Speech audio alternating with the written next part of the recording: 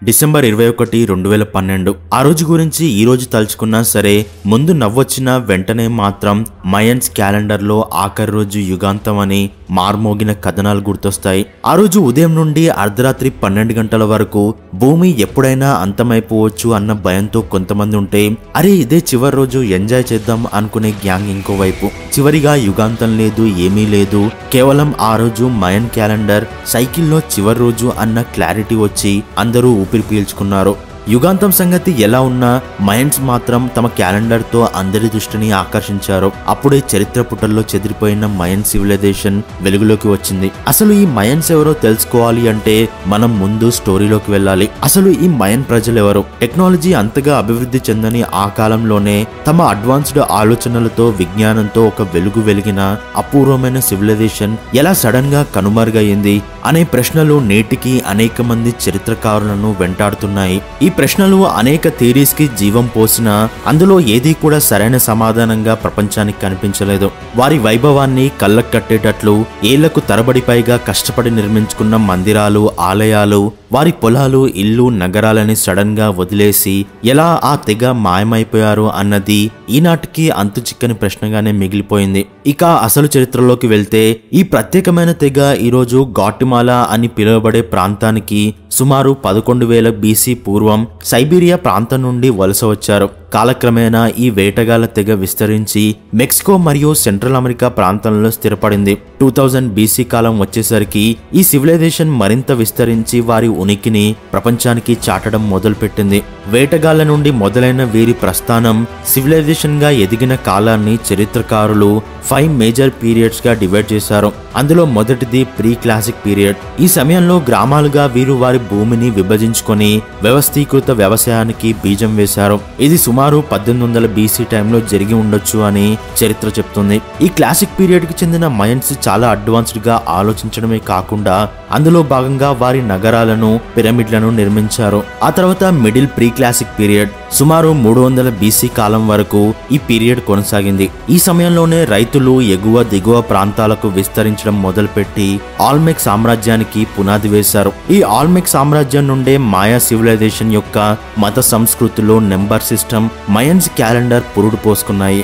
ఇక classic period కి వస్తే ఈ కాలాన్ని వారి చరిత్రలోనే గోల్డెన్ ఏజ్ గా పిలుస్తారు. ఈ గోల్డెన్ ఏజ్ సుమారు 250 AD లో మొదలై మయన్స్ చరిత్రలో పీరియడ్ ఆఫ్ డిజాస్టర్ గా పిలువబడే టర్మినల్ క్లాసిక్ ఏజ్ అంటే 8th సెంచరీలో సంభవించిన వారి పతనం వరకు కొనసాగింది. చివరిగా 9th సెంచరీ నుండి 15వ సెంచరీ వరకు పోస్ట్ క్లాసిక్ పీరియడ్ గా చెప్తారు. మయన్స్ చరిత్ర ఒక్క భాషతో మొదలై నేటికి 70 రకాల మయన్ భాషలు మెక్సికో, సెంట్రల్ అమెరికా ప్రాంతంలో ఉనికిలో ఉన్నాయి. ఇందులో ఆశ్చర్యపరిచే విషయం ఏంటంటే 5 లక్షల మంది మయన్ ప్రజలు స్పానిష్ కూడా మాట్లాడతారు. వీరి అభివృద్ధిలో మెజారిటీ పోర్షన్ వారు నివసించిన ప్రాంతమే కీలక పాత్ర పోషించింది. అక్కడ వాతావరణ పరిస్థితులు, నీటి లభ్యత, అలాగే వారి ప్రాంతంలో ఉన్న నేచురల్ రిసోర్సెస్ కానీ ప్రతిదీ భిన్నంగా ఉండడమే కాకుండా వాటిని వారి ఎదుగుదలకు మరింత విస్తరించడానికి అనుగుణంగా మార్చుకున్నారు. ఇక మయన్ చరిత్రలోనే అతి గొప్పగా చెప్పుకునే గోల్డెన్ ఏజ్ లో సుమారు 40కి పైగా నగరాలను మయన్ సివిలైజేషన్ నిర్మించింది. ఈ నగరాలన్నీ కూడా ప్రజలతో నిండిపోయి ఉండేవి. వేల కొలది ఆలయాలు, రాజమందిరాలు, ఇల్లు కట్టించడం ఈ సమయంలోనే ఆరంభమైంది. ఆ కాలంలోనే అండర్ గ్రౌండ్ నదులు నిర్మించడం, నీళ్లు లేని చోట ఇరిగేషన్ కోసం నీళ్లు మళ్లించడం వారి చాతుర్యానికి నిదర్శనం. వారి అడ్వాన్స్డ్ ఆలోచనలు చూస్తే మనకు మైండ్ బెండ్ అవ్వాల్సిందే. దానికి ఒక చిన్న ఎగ్జాంపుల్ గా చెప్పుకుంటే పెనిన్సులా ప్రాంతంలో ఒక్క నది కానీ, కాలువ కానీ, చెరువులు కానీ లేవు. చుక్క నీరు కూడా దొరికే పరిస్థితి లేని ఆ ప్రాంతంలో మయన్స్ చౌల్టన్స్ అని పిలుచుకునే పెద్ద పెద్ద నీటి తొట్టెలు నిర్మించి వాటిలో వర్షపు నీటిని నిల్వ చేసేవారు. అంతేకాకుండా వారి నగరాలకి దూరంగా ఉన్న నదులపై ఆ కాలంలోనే ఆక్వాడక్ట్ సిస్టమ్స్ ని నిర్మించి వాటి ద్వారా నీటిని మళ్లించి నగర వీధుల దిగువ నుండి నగరానికి తీసుకొచ్చేవారు. అంటే వారి యొక్క విజ్ఞానం ఏ లెవెల్లో ఉండేదో ఊహించుకోవచ్చు. ఇక వారి ఎకానమీ విషయానికి వస్తే వారి ఆదాయం పూర్తిగా వ్యవసాయం మరియు వాణిజ్యం మీద ఆధారపడి ఉండేది. ట్రేడ్ పెరిగే కొద్దీ బయట ప్రపంచాలతో వారి పరిచయాలు ఏర్పడ్డాయి. అక్కడ దొరికిన కొన్ని వస్తువుల ఆధారంగా ప్రపంచమంతటా విస్తృతంగా వీరి యొక్క గూడ్స్ ఎగుమతి చేసేవారు అని స్పష్టమైంది. దూరదేశాలకు సైతం వీరు తమ వస్తువులను ఎక్స్పోర్ట్ చేయగలిగారు. అంతగా రవాణా వ్యవస్థ వృద్ధి చెందని ఆ టైంలోనే ఎలా ప్రపంచం అంతటా వీరు ఎగుమతులు చేసేవారు అనేది ఇప్పటికీ అంతుచిక్కని ప్రశ్నగా మిగిలిపోయింది. ఇంతలా విస్తరించిన మాయా సివిలైజేషన్ కి చాలా కాలం వరకు రాజు ఉండేవాడు కాదు. కొంతమంది నాయకులు, ప్రజలు, ముఖ్యులు కలిసి వారి నగరాలను, సంపదను కాపాడుకునేవారు. వారి సంపదలో అధిక భాగం ట్రేడ్ ద్వారా వస్తున్న బాహ్య ప్రపంచంతో సత్సంబంధాలు ఉన్నా సరే వారికి పక్క దేశాలతో యుద్ధాలు మాత్రం తప్పలేదు. ఈ కారణాల వల్లే మిలిటరీ క్యాంపెయిన్స్ కూడా ఈ సివిలైజేషన్ లో మొదలయ్యాయి. కేవలం వాణిజ్యదారుల కోసమే కొన్ని యుద్ధాలు జరిగాయి అంటే ఆనాటి మయన్ స్థితి మనం అర్థం చేసుకోవచ్చు. యుద్ధాల గురించి, వారి మిలిటరీ వ్యవస్థ గురించి క్లాసిక్ పీరియడ్ నుండి లభించిన మయన్స్ ఆర్ట్ పుణ్యమా అంటూ బయటపడింది. కానీ వారి యుద్ధాల గురించి తెలుసుకోవడానికి పూర్తి స్థాయిలో ఆధారాలు లభ్యం కాలేదు. ఈ యుద్ధాల వల్లే మయన్స్ చరిత్ర ముగిసిపోయింది అని కొన్ని వాదనలు ఉన్నా సరే కేవలం ఈ యుద్ధాలు ఆధిపత్యం కోసమా లేదా వాణిజ్యం కోసమా అనేది మిస్టరీగానే మిగిలిపోయింది. ఇంత అడ్వాన్స్డ్ గా ఆలోచించిన మయన్ సివిలైజేషన్ లో విపరీతమైన మూఢనమ్మకాలు, క్రూర కోణాలు కూడా లేకపోలేదు. వీరు ఎక్కువగా సూర్యుణ్ణి, చంద్రుణ్ణి, నక్షత్రాలను పూజించేవారు. కాలం గడిచే కొద్దీ రాజరిక వ్యవస్థ రూపుదిద్దుకుంది. బలిష్టమైన వ్యక్తులను తమ రాజుగా ఎన్నుకునేవారు. ఆ కాలంలోనే వారి ఆచారాలలో భాగంగా డ్రగ్స్ మరియు ఆల్కహాల్ వాడినట్లు కొన్ని ఆధారాలు లభ్యమయ్యాయి. చరిత్రలోనే అతి క్రూరులుగా మయన్స్ ని అభివర్ణించేలా నరబలులు, జంతుబలులకు వీరు పెద్దపీట వేయడమే కాకుండా అందులో వాళ్ళు ఆరితేరారు కూడా. అందుకు ముఖ్య కారణం వారికున్న మూఢనమ్మకం ఏంటంటే పవిత్రమైన రక్తం తమకి ప్రతి విషయంలో విజయాన్ని చేకూరుస్తుంది అని బలంగా నమ్మేవారు. ఏ పని మొదలు పెట్టాలన్నా నరబలి ఖచ్చితంగా ఇచ్చేవారు. వారి క్రూరత్వానికి, మూఢనమ్మకాలకు పరాకాష్ఠగా బలి తీసుకున్న మనిషిని చీల్చి కొట్టుకుంటున్న గుండెను బయటకు తీసి వారి ఇష్టదైవానికి బలి చేసేవారు.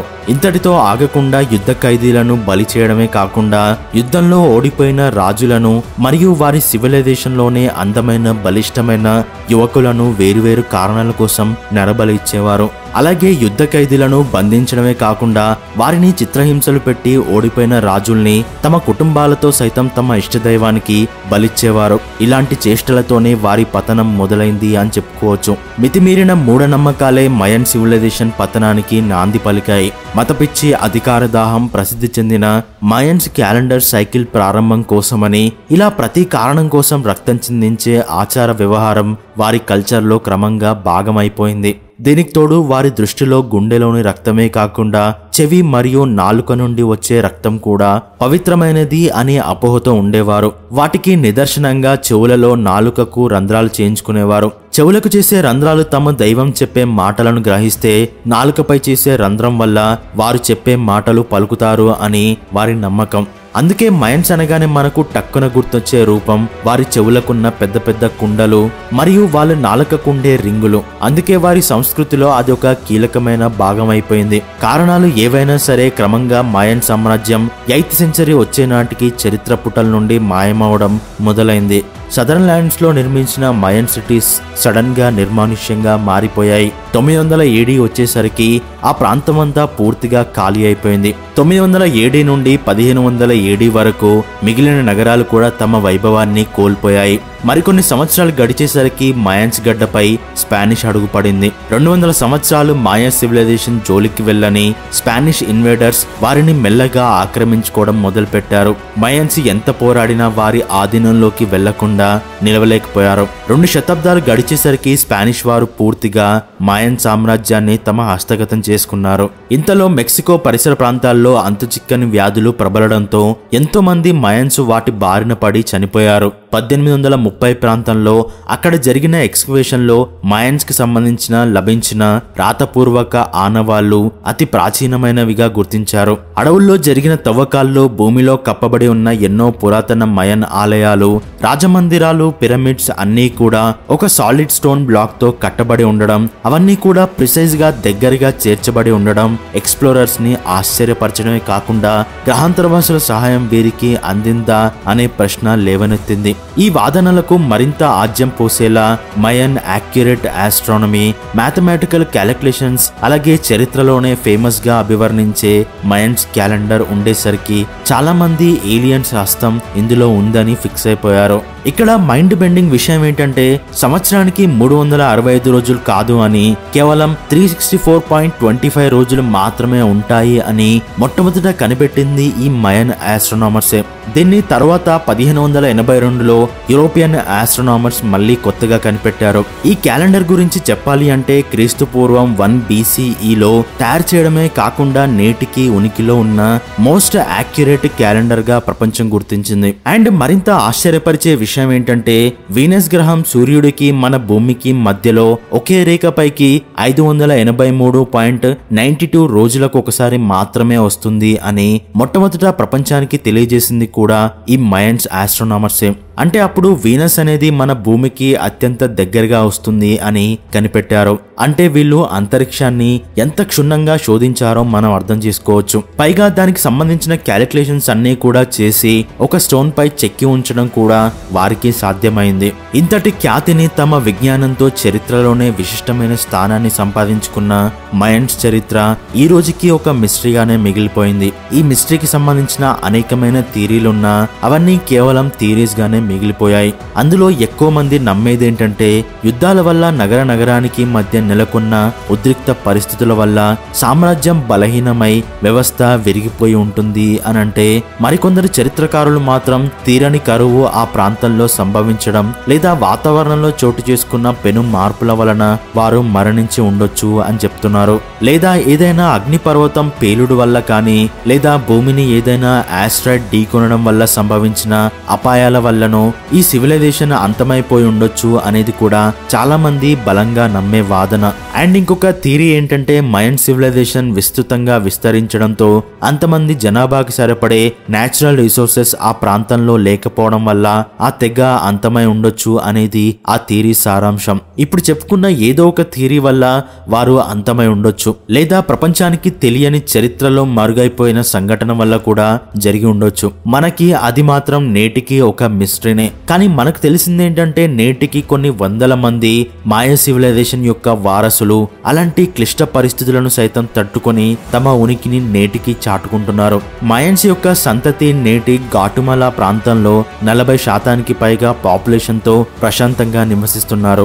మరికొంతమంది మోడ్రన్ డే మెక్సికో ప్రాంతాల్లో మనకి దర్శనమిస్తారు. నేటి ప్రపంచంలో మన కళ్ళ ముందు ఇంకా మిగిలి ఉన్న మయన్స్ ఆర్ట్ క్రాఫ్ట్స్, ఆర్కిటెక్చర్, వారి చేతితో చేసిన వస్తువులు, వారు నిర్మించిన ఆశ్చర్యపరిచే కట్టడాలు చూస్తే మనకు మతిపోవాల్సిందే. అలాగే లక్షల మంది రక్తపు గుండెల్ని బలికొన్న స్టోన్ ఆల్టర్ ముందు నిల్చుంటే మన కాళ్ళు వణుకుతాయి కూడా. ఇవన్నీ మనల్ని ఆశ్చర్యపరిచే విషయాలైతే మిగిలి ఉన్న మాయన్ సంతతికి చెందిన ప్రజలకి మాత్రం ఆ ప్రాంతం, వారి చరిత్ర, వారి జీవన విధానం, వారు సంపాదించుకున్న భూమి, వారి పూర్వీకులు వారికిచ్చిన సంపద, నేటి మయన్స్ వారి పూర్వీకుల జ్ఞాపకాలను స్మరించుకుంటూ వారి సంస్కృతిని నేటికి సజీవంగా కొనసాగిస్తున్నారు.